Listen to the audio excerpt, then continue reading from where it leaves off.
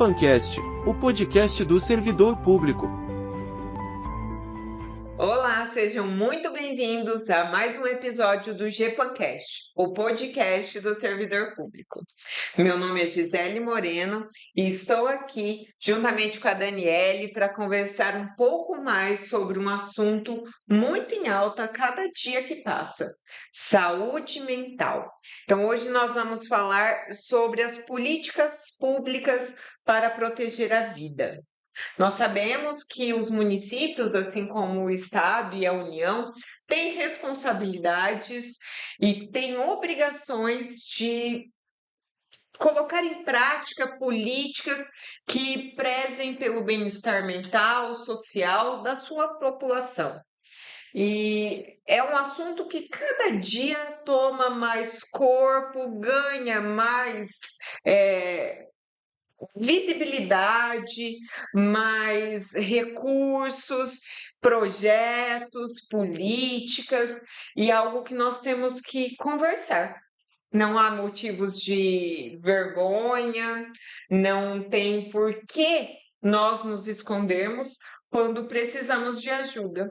Quando procuramos um médico para tratar nosso problema físico, nós temos tranquilidade, mas quando é a nossa saúde mental, muitas vezes nós temos dificuldades, porque temos a sensação de que estamos vulneráveis, sensíveis, nós estamos fragilizados e vamos demonstrar alguma fraqueza.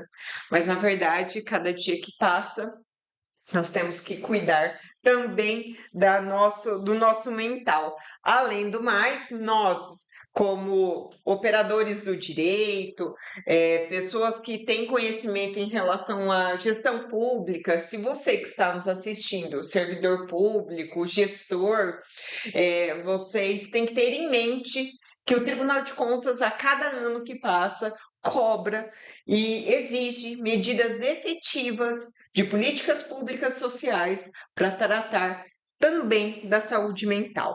Então, para conversar sobre tudo isso, né, nós recebemos a enfermeira Daniele Ribeiro.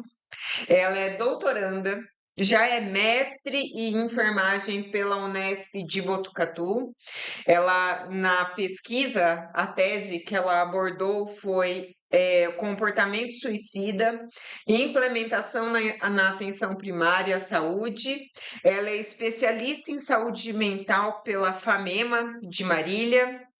Foi residente em saúde multiprofissional, estudou o tema risco de suicídio pelo olhar do agente comunitário de saúde, é coordenadora de saúde mental do município de Adamantina e tem experiência em reabilitação psicossocial, saúde coletiva e família. Então, a Daniele, que eu posso chamar de Dani, porque somos amigas íntimas, então hoje nós estamos numa troca aqui, nós temos muitas afinidades e é um prazer e um orgulho estar conversando com essa minha amiga de barriga. Amiga de barriga. Minha mãe e a mãe dela estiveram juntas no processo de gestação, então nós caminhamos por toda a nossa vida também juntas em várias ocasiões do percorrer, né, da existência, e agora estamos com uma conversa mais profissional. Então, Sim. seja muito bem-vinda, Dani, é um prazer ter você aqui hoje. Muito obrigada. É um prazer compartilhar a vida com a Gisele e ver a Gisele com a GEPAN, né? Nós crescemos e compartilhamos as nossas experiências da vida e profissionais e ver ela e a GEPAN crescendo, tendo um podcast que já assisti, é excelente mesmo para funcionários públicos. E eu fico muito honrada em estar aqui hoje, pois é a minha área de pesquisa, né? Falar de saúde mental é falar de vida. Então, quando falamos de saúde mental, nós estamos falando de todas as políticas públicas, porque não é possível que haja saúde mental sem que todo o resto esteja bem. Então, é importante que os municípios tenham essa essa visão de que saúde mental ela faz parte do todo, não é fragmentada e que não pode ser deixado de lado. Desde 2001, com a Lei 10.216, o modelo de saúde mental ele é redirecionado. Então, o modelo hospitalocêntrico, né, que as pessoas ficavam internadas por muito tempo, de modelo asilar que a gente fala, que as pessoas viviam no hospital e quando ficavam mal, faziam internações longas, esse modelo ele deixou de existir. E os municípios, eles precisam se adaptar. Eu sei que foi em 2001, mas ainda hoje nós temos sim, precisamos dos hospitais psiquiátricos para o momento de crise, mas temos uma rede. Essa rede ela foi estabelecida em 2011 com a Lei 3.088, e aí nós que cria a RAPS, que é a Rede de Atenção Psicossocial. Então, se você é um município de pequeno porte, você fala, eu não tenho um CAPS, eu não tenho uma RAPS. Sim, você tem uma RAPS. Desde a Gisele disse, né, que eu estudei o agente comunitário, as minhas oficinas do mestrado foram na atenção primária, porque eu acredito que fortalecendo a atenção primária, nós estamos trabalhando com prevenção. Então, o primeiro passo para o nosso trabalho em saúde mental é estruturar projetos. Então, o primeiro projeto é promoção, ligado aos princípios do SUS, né? Prevenção, promoção, reabilitação da saúde. O CAPS, ele é o último momento, que é a reabilitação. Então, nós precisamos estruturar o caminho da saúde mental a partir da promoção e da prevenção e a reabilitação. Então, precisamos ter de estruturas, né? Projetos de saúde mental em todos os municípios que provisionem todo esse trajeto, porque nós precisamos. Então, quanto mais tivermos esse cuidado na atenção primária em relação à saúde mental, vamos evitar agravos de saúde mental para a reabilitação, que seria o CAPS. E aí, essa lei, nós temos várias leis. Tem a lei 336 de 2002, que ela institui o CAPS. CAPS é um dispositivo de cuidado de saúde mental, que ele é trabalho multiprofissional, existem médicos, enfermeiros, psicólogos, assistentes sociais, auxiliares e técnicos de enfermagem, terapeutas ocupacionais, artesãos, profissionais de nível superior, nível médio e nível técnico, para prestar um cuidado, visto que a saúde mental ela é um todo, um cuidado integral para as pessoas. Então, o CAPS ele presta esse cuidado integral a fim da reabilitação. É o estágio mais grave em que o indivíduo chega de saúde mental. Então, às vezes ele está no CAPS, mas o CAPS ele prevê a reinserção do indivíduo na comunidade. Sendo assim, as pessoas que, quando a gente muda o modelo de 2001 de hospitalocêntrico para cuidado em liberdade, que nós costumamos falar, eu preciso reabilitar essas pessoas que estiveram muito tempo dentro do hospital e que perderam esse convívio na sociedade. Então, o CAPS, ele primeiro tem esse papel de reabilitação e agora ele faz o tratamento de vários transtornos mentais, inclusive álcool e outras drogas, que também são questões porque todos os municípios sofrem, né? E o CAPS é um serviço público com custeio federal, então todos os municípios também podem solicitar o CAPS, né? Temos um aporte populacional mínimo de 15 mil habitantes. Antes disso, a gente pode prever um plano de saúde mental para atenção primária, e após isso, nós temos vários CAPs a partir de 15 mil habitantes, e aí nós podemos estruturar os níveis de saúde mental em que aquele município tem. Então, o município de pequeno porte, ele faz parte da RAPS, que é a Rede de Atenção Psicossocial, com a estratégia de saúde da família, conhecida como postinho, né? As pessoas têm o postinho, e dentro do postinho existem políticas, né, dentro da atenção primária que versam sobre saúde mental. Então, temos cadernos específicos sobre saúde mental e o manejo da saúde mental na atenção primária. Temos o cuidado específico dentro do CAPS, e o CAPS ele se divide em várias modalidades. CAPS 1, CAPS 2, CAPS AD, CAPS infanto-juvenil e CAPS de álcool e outras drogas. Então, precisamos saber o porte do seu município para poder entender qual é o projeto é necessário ser feito para que a sua saúde mental esteja dentro de todos os aportes necessários para a RAPS. Ô, Dani, então é assim, eu sou um município de pequeno porte. tem a possibilidade de se implantar políticas sociais, políticas públicas, mesmo sendo uma cidade pequena. Mesmo. Então, vai depender da iniciativa, da disposição, da equipe que Dos está à gestores, frente. e assim, é muito importante, porque vendo, nós somos regulamentados o tempo todo, né, o município, pelos indicadores de saúde. O município pequeno, ele, quando precisa de uma internação, que é o caso mais grave de saúde mental, é o agravo que a gente fala que foi um agravo Uhum. de teor mais grave, uma internação em hospital psiquiátrico, esse município ele vai deslocar essa pessoa para o hospital psiquiátrico e isso vai ficar registrado nos dados desse município. Então, ele também é cobrado, porque além do federal, do municipal, nós também temos um nível macro-regional, que são as DRS. Então, dentro dos DRS, os municípios muito pequenos, que não têm o suporte do CAPES, ele faz um planejamento de saúde mental dentro do seu município e ele sempre vai ter um CAPES de referência em um município não tão longe. Então, podemos usar um exemplo aqui da nossa região, por exemplo, a Adamantina é referência para a Inúbia Paulista, Uhum. né, de CAPES, ou para Mariápolis. Então, são municípios pequenos, mas que têm uma estrutura de saúde mental dentro do município deles. Eles investem em uma estrutura. Então, mas quando está um caso mais grave, que precisa desse acompanhamento multiprofissional, com cuidados da família também, porque o CAPES ele faz esse trabalho além do paciente, com a própria estratégia do paciente, que nós chamamos de matriciamento. Então, podemos matriciar esse município, falando para ele sobre as atenções que é necessária para a saúde mental lá, caso seja requerido, somente desse paciente, ou às vezes para ajudar mesmo na implantação dessa saúde mental neste município. Tem o DRS, que também presta esse suporte, né? Então, toda macro-região tem esse DRS. Então, existem muitas questões. E somos, inclusive, cobrados pelas questões de saúde mental.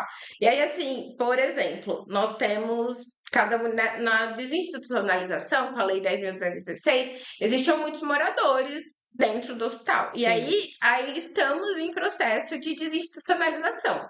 Então, às vezes, tem um morador de um município que não tem capacidade de ter uma residência terapêutica. Junto com a lei da Desinst, lá em 2011 também temos a lei 3.090, que versa sobre a construção de residências terapêuticas. E aí a residência terapêutica, ela está condicionada a ter um CAPES, e aí o município com CAPES já pode ter residência terapêutica. Também tem recurso federal para custeio, então o município ele vai se organizando e ele tem residências terapêuticas tipo 1 e residências terapêuticas tipo 2.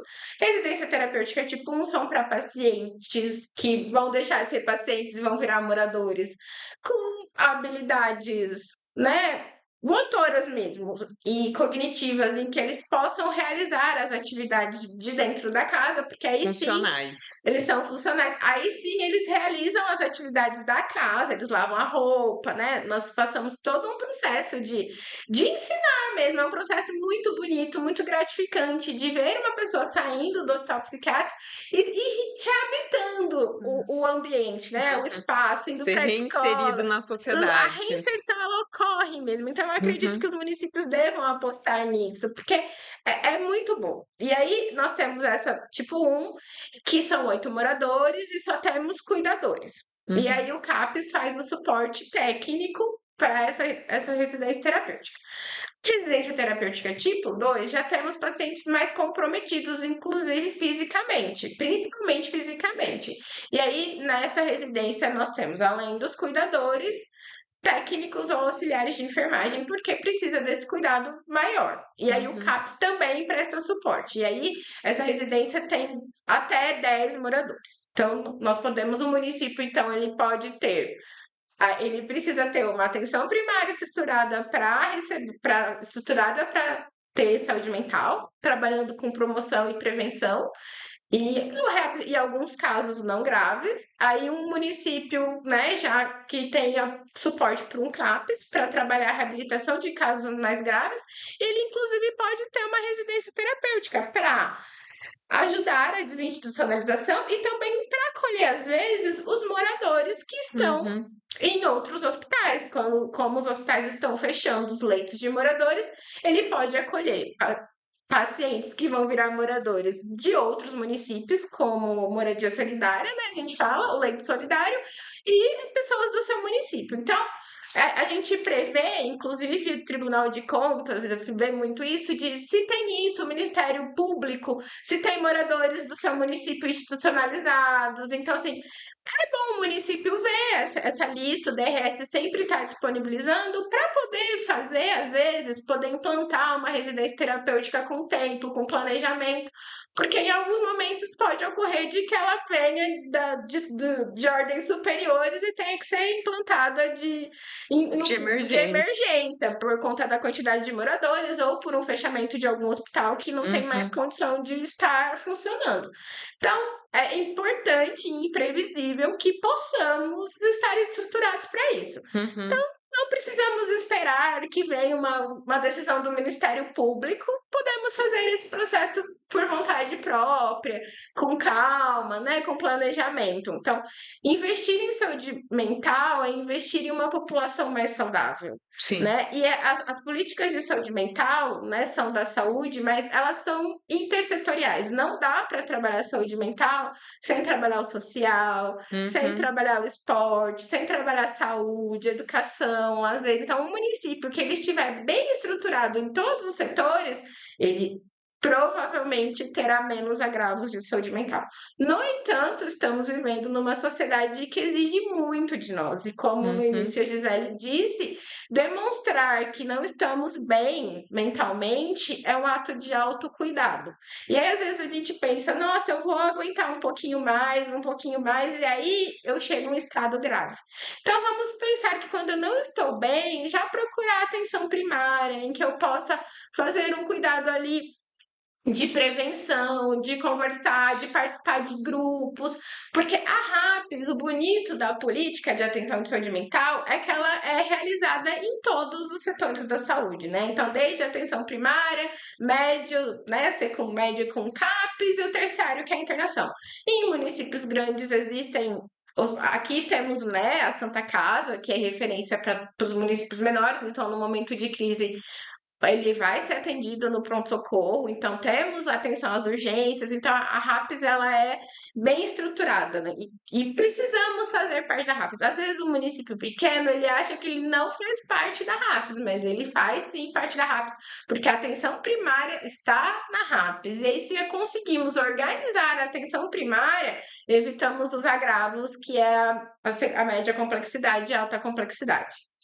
Ô, Dani, a Organização Mundial de Saúde, ela vem alertando, né, que a saúde mental ela é importante, que alguns casos estão agravando e às vezes até tomando conta realmente do sistema público de saúde. Graças a Deus nós temos o SUS, né, Muito. que acolhe a todos, né, independente de condicionalidades, nós temos essas políticas e em nós, quando pensamos no tema de hoje, pensamos quanto à questão do setembro, né, o Setembro Amarelo, e aí eu estudando aqui, eu pensei, vamos comentar quais são as políticas, como nós podemos, auxiliar os municípios na prevenção, na no conhecimento, na abertura desses projetos, dessas políticas. E aí eu queria saber para você, em relação a você, eh, sou um município pequeno e estou pensando em desenvolver algo. Por onde que eu começo? Por o que eu tenho que fazer? Você chegou a comentar sobre os agentes comunitários de saúde, que inclusive, aqui na nossa região eu acho que eles funcionam bem, eles são coletores. A minha agente comunitária de saúde me manda mensagem no WhatsApp, então é uma relação bem estreita que nós estabelecemos e ela realmente mora ali na região onde eu resido, e sempre quando há campanhas e tudo mais, ela conhece, ela sabe. É muito particular, mas também vem lá de cima, né? Sim, É uma estruturação que é um processo, porque vocês já estão nesse processo há algum tempo. sim. E saber a realidade de uma casa, de uma família, também pode ser algo que previna um desfecho que é o que a gente não deseja, né? Que é Um dos o maiores ceifar a agravos de vida. saúde mental, É, que é a ideação e o suicídio, sim, né? Precisamos falar. Setembro Amarelo foi importante para quebrar o tabu de falar sobre suicídio. No entanto, temos muitas ressalvas. Por quê? Porque nós quebramos o tabu, precisamos falar sobre, não só em setembro. Setembro, por que setembro? Existe toda uma história do setembro, o CVV, né? Tem toda uma questão. No entanto, a saúde mental, ela é feita durante o ano todo. E aí, quando eu foco e dou essa ênfase no setembro, eu acabo trazendo um prejuízo. Por qual motivo um prejuízo? Nossa, mas um prejuízo, sim. Porque uma pessoa, quando ela comete um suicídio, o que ocorre? Ao menos 6 pessoas são muito impactadas. Então, né? E aí, a OMS diz que a cada 40 segundos uma pessoa morre. Imagina um mês todo eu falando sobre isso, o disparador de pessoas que têm intenção, ouvindo sobre isso o tempo todo, e os enlutados de pessoas que cometeram suicídio. Isso, né? Tipo, é cutucar uma questão que não tá muito bem trabalhada e que eu posso gerar um disparador também. E aí, é o que eu acho muito importante, e eu trabalho, né? Eu sou coordenadora de saúde mental, mas eu acredito nos princípios do SUS.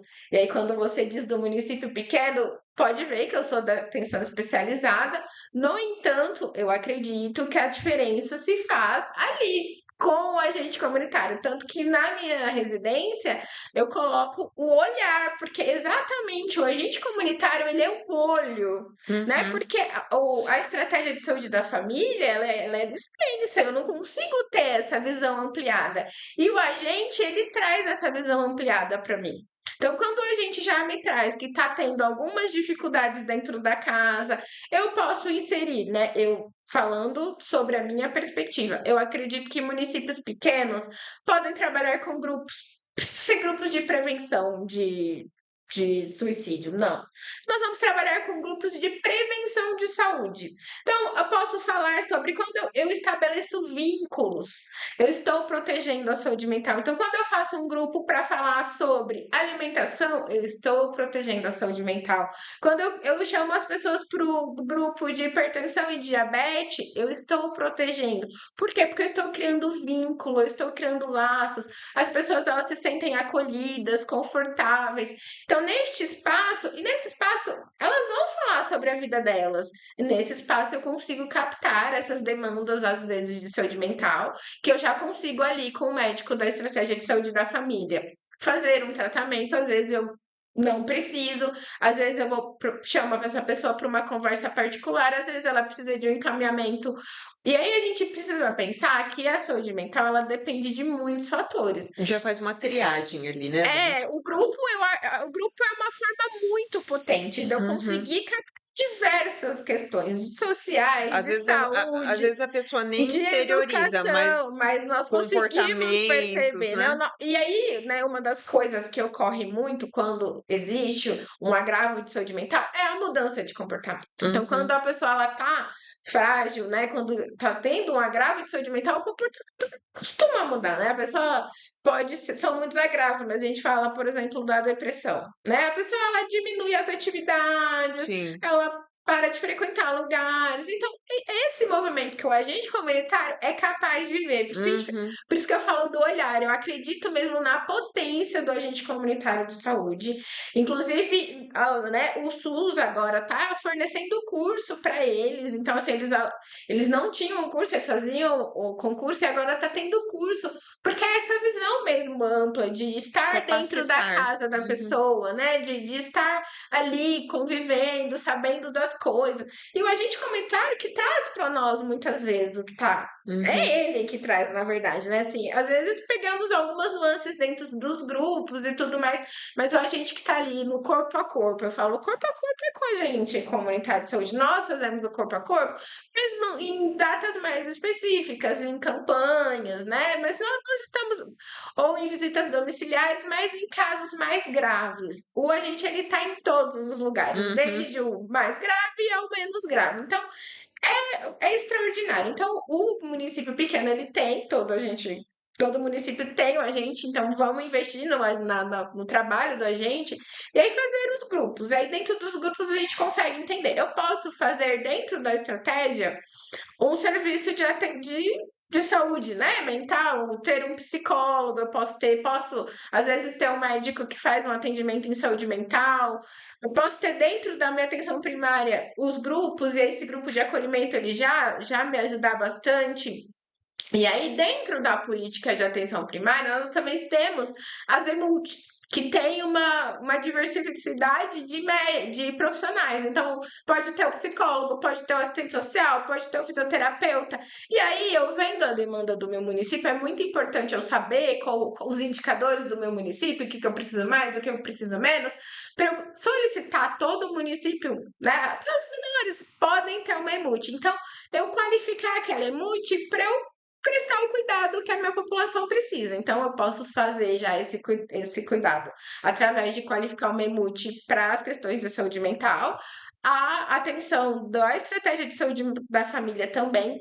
Nós tivemos aqui uma experiência muito importante, que era um grupo que não era um grupo específico, não era de diabetes, de hipertensão, era um grupo que chamava papoterapia. E aí esse grupo ele foi muito potente, trouxe muitas questões. Os pacientes foram encaminhados para o CAPES, mas a grande parte retornou para o território, e aí o CAPES ele funciona, né? A reinserção, ele trata lá o agravo, a crise, e aí depois a pessoa retorna para a atenção primária. E aí as pessoas que estão dentro do grupo, que estão bem acompanhadas pela atenção primária, pelo agente comunitário, é muito mais difícil que ele tenha uma recaída. Porque podemos ter uma recaída. O mundo está Sim. exigindo muito de nós. E aí, quando a gente pensa de que o mundo está exigindo as nossas cargas horárias cada vez maiores, né? Os filhos, marido, criança, casa, tudo, né? São muitas coisas. Uhum. Exigências do trabalho, muito, né? E aí a gente precisa contribuir com tudo isso. E é importante que a gente seja funcional, né? Não estou dizendo que não, mas olhar, quando eu não estiver bem, eu ter esse olhar para mim e pedir o cuidado. Então, o autocuidado tá para além de arrumar o cabelo, da skincare, é o cuidado com a saúde, com a alimentação, porque quando eu me alimento melhor. Então, às vezes, a questão de saúde mental, quando às vezes a gente pega uma questão, ela tá muito atrelada ao social, Uhum. né? É uma questão social que está ali tirando o sono da pessoa, porque ela está com dificuldades financeiras. Então, às vezes, são muitas questões, né? Não é só uma coisa. A pessoa ela não fica depressiva por um único fator. Então, nós costumamos dizer, é importante que todas as pessoas saibam que a saúde mental e ela é multifatorial, e um suicídio e uma tentativa de suicídio também ela é multifatorial. Então, não existem culpados, né? Porque foram muitas questões que levaram a isso. Então, é bem importante que as pessoas falem isso, porque às vezes, né? E entendam, porque às vezes a pessoa ela deixa uma carta falando que foi tal pessoa responsável. Estava em um momento de sofrimento, nós não podemos julgar, porque ela estava num sofrimento maior, mas nós temos que acolher e também não levar essa responsabilidade para mim. Preciso cuidar da minha saúde mental, porque foi um impacto muito grande, né? A gente fala de como uma perda brusca, você sofreu um Uhum. impacto gigantesco. Então, você cuidar da sua saúde mental, procurar a sua atenção primária para ter esse tratamento. Às vezes você vai precisar de uma atenção especializada, às vezes sim. Mas é essa importância de entender que a saúde mental, ela tem muitas nuances e ela é multifatorial. Então, essa questão da gestão estruturada, né, esses vários fatores e tudo mais, eu tive acesso a alguns relatórios do Tribunal de Contas, onde eles já cobram, né, as efetividades ou as políticas em ação. Então, não é somente fazer, é fazer correto e Sim. fazer no sentido de que atenda as necessidades da população para, enfim, evitar apontamentos, Sim, o né? Tribunal de Contas, né? Todo mundo conhece. Qual funcionário público não conhece o E Tribunal de teme, né? Contas, E né? teme o Tribunal de Já Contas. passamos por fiscalização, passamos muito bem, por isso, por essa estrutura, né? A Diamantina é um município estruturado em relação à saúde mental, e aí nos seus planos plurianuais, façam o planejamento em saúde mental. É importante que ele esteja lá, mesmo que eu seja um município de pequeno porte. Por quê? Porque existe saúde mental em todos os lugares, né? Então, mesmo sendo, eu posso pedir orientação de como fazer isso para o DRS, ou eu posso contratar uma empresa especializada em fazer isso. E assim, o Brasil, ele tá com essa questão da saúde mental tá tão grande, né? Que temos a NR1 que prevê, Sim, inclusive, a questão de saúde mental para o trabalhador em empresas agora. O Brasil é um dos países que mais afasta funcionários por questões de saúde mental. Então, precisamos trabalhar com promoção e prevenção. Então, assim, coloquem nos planos plurianuais e mostrem efetividade. Às vezes vai existir um investimento, mas, assim, é investimento, pessoas. Não são gestores, não é gasto. O investimento em saúde mental, ele traz um retorno positivo para a população no geral. e é uma prevenção, E é né? uma prevenção, porque, De assim, outros outros fatores. agravos, porque Uhum, um pai ou uma mãe que não esteja com a sua saúde mental boa, ele vai repercutir isso para o filho, sim, para as pessoas que trabalham, né? Então, assim, quando eu cuido da minha saúde mental, eu estou cuidando do coletivo também. E as pessoas às vezes não têm essa questão dessa imensidão que é, da dimensão mesmo. E eu falo imensidão e dimensão porque é imenso, né? Temos quantos fatores, quantos papéis sociais temos na nossa vida, né? Somos sim. profissionais, somos filhos, somos mães, somos pais, né? Somos trabalhadores. Temos muitas funções sociais e quando nossa saúde mental está afetada, ela afeta todas essas funções sociais que temos que desempenhar. Sim. Vamos então, para finalizar o nosso bate-papo. Gente, eu achei extremamente produtivo. Aprendi muito hoje, né? Entendi um pouco mais da rede no todo, de toda essa extensão da do pertencimento ali de uma coisa encaixando na outra, para que a imagem se forme, né, de todas essas funcionalidades ali da rede realmente. E aí eu queria saber o seguinte, Dani, para que você deixasse uma mensagem final para os gestores públicos, né, aqueles que nos escutam, que chegaram até aqui, inclusive agradeço a audiência de vocês, em relação, o maior objetivo, o maior desafio e também, ao mesmo tempo, a maior oportunidade, quando falamos de políticas públicas, políticas de saúde mental dentro dos municípios, porque a nossa realidade é municipal, né? A Sim. nossa dificuldade é com o município. Aham.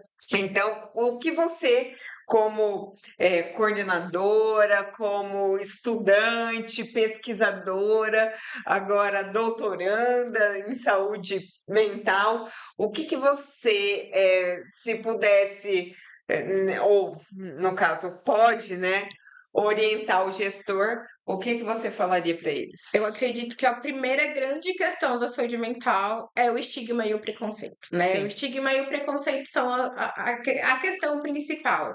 E a segunda questão é, enquanto eu mantiver essa estrutura de estigma e preconceito, eu vou manter esse desafio que precisa ser tratado de forma como outras doenças qualquer, como você disse no início. Eu não tenho problema em ir no médico para tratar hipertensão. Então, a partir do momento em que eu começo a me instrumentalizar com questões, com verbas federais, para trazer para o meu município estruturas de saúde mental como um CAPS, residências terapêuticas, eu estou mostrando para o meu município que eu estou aberto, que eu não tenho esse preconceito, de que eu estou acolhendo a todos, né? Porque a gente fala que o acolhimento, eu estou sendo capaz de reinserir esta pessoa, né? E eu não ver isso como um gasto, e sim como um investimento de tempo, de vida. Eu falo que é um investimento de vida gigantesco, quando nós trazemos vida, né?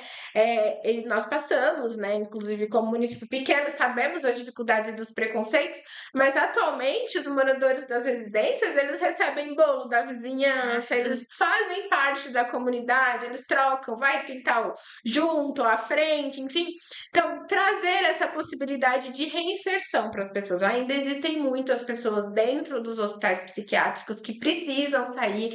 Então, solicitar por esses recursos públicos federais para que você possa ter uma rede mais robusta, né, uma RAPS dentro do seu município, essa rede de atenção psicossocial. E demonstrando isso, eu acho que direitos humanos, né, não tem nada mais integral do que você incluir direitos humanos e tirar uma pessoa de dentro de um. Não que não haja cuidado, não é isso que eu estou dizendo, mas trazer a possibilidade de viver em liberdade, você está contemplando direitos humanos. Então, assim, além de tudo, você mostra que você está contemplando o percurso, né, do SUS, de comunidade, de pertencimento, está de acordo com tudo que o SUS prega, as políticas de assistência social, e, enfim, eu acredito que trabalhar com estigma e preconceito e solicitar o que podemos solicitar para os municípios a partir dos recursos federais para a promoção dessa saúde mental de forma mais robusta. Então, gestor, agora é com você. Qual é a reflexão que nós tiramos de toda a lição de hoje? Quais são as políticas públicas? Qual é a sua preocupação em relação à sua própria população? Afinal de contas, você foi eleito representante de todos. A sua responsabilidade é muito grande. Eu espero que vocês tenham gostado do episódio de hoje e que saiam um pouco mais expansivos, reflexivos e dispostos a trabalharem pelo coletivo e honrarem os votos que receberam nas urnas. Não é verdade? Sim. Dani, agradeço a sua participação. Eu agradeço a amei. oportunidade de poder falar sobre o que eu estudo há muitos anos e poder dizer mesmo para as pessoas que as políticas públicas elas estão aí para serem implantadas, para podermos trabalhar e trazer qualidade de vida para a população. Quando a gente fala em Sim. saúde mental, a gente fala em qualidade de vida. Até porque pequenas, grandes e médias ações, elas podem salvar vidas. E acho que nós, como seres humanos, seres sociáveis, né? Nós temos a obrigação para com o nosso outro. Então, falar sobre isso, tratar sobre políticas públicas e trazer essa questão para os responsáveis, para os gestores, é também uma obrigação nossa. Sim. Então, eu achei extremamente valioso a nossa conversa de hoje. Eu Muito agradeço. obrigada. Eu espero que a gente possa combinar umas outras ocasiões, outros temas, porque pelo que vocês viram, a Daniele tem muita carga, né? Tem muito conhecimento e foi especial. Muito obrigada. É importante para o trabalho em rede saber como funciona a rede. Então, estarei se me convidar, porque precisamos trabalhar em rede, É né? isso aí. Então, para você que nos assistiu até agora, meu muito obrigada. Obrigado, Guilherme, que está ali no nosso suporte técnico. Obrigada a todos vocês que tornaram possível o dia de hoje, o nosso debate. Eu espero que vocês coloquem ali nos comentários suas impressões, críticas construtivas, por favor, para que a gente possa também trazer novos assuntos, novas conversas, sempre visando a melhoria dos serviços públicos, a melhor intenção como gestor e como responsável por tudo isso. O meu muito obrigada. Eu espero que vocês tenham gostado. Curtam a GEPAN nas redes sociais, ativem o sininho de notificação lá no nosso canal. Entrem no nosso Instagram, nós temos vários conteúdos, @GEPAN Gestão Pública. Eu espero revê-los também em nossos treinamentos, nós temos muitos cursos. Muito obrigada a todos vocês. Esse foi o GEPANcast, o podcast do servidor público. Até o próximo episódio. Tchau, tchau. Tchau.